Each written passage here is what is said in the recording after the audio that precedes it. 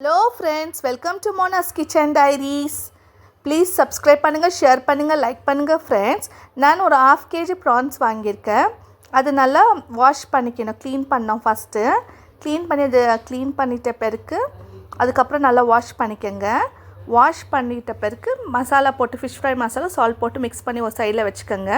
ஒரு எண்ணெய் கடாய் ஹீட் ஆன பிறகு நம்ம மிக்ஸ் பண்ணி வச்சுருக்கோம் இல்லைங்களா ப்ரான்ஸு, அது வந்து ஒரு 1/2 hour சோக் ஆன பிறகு இதில் வந்து ஹீட் ஆன பிறகு ஆயில் போட்டுக்கோங்க. கடாயில் போட்டு நல்லா மிக்ஸ் ஆகணும், மிக்ஸ் பண்ணிக்கோங்க. அது நல்லா பாருங்கள், பார்க்கவே அவ்வளோ அழகாக இருக்குது.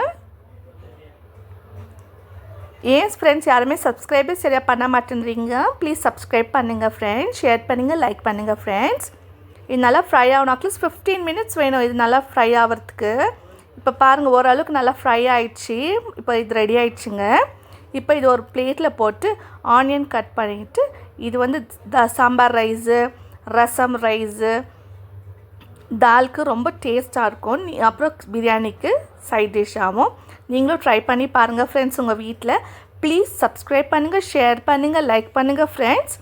ப்ரான்ஸ் நீங்களும் வீட்டில்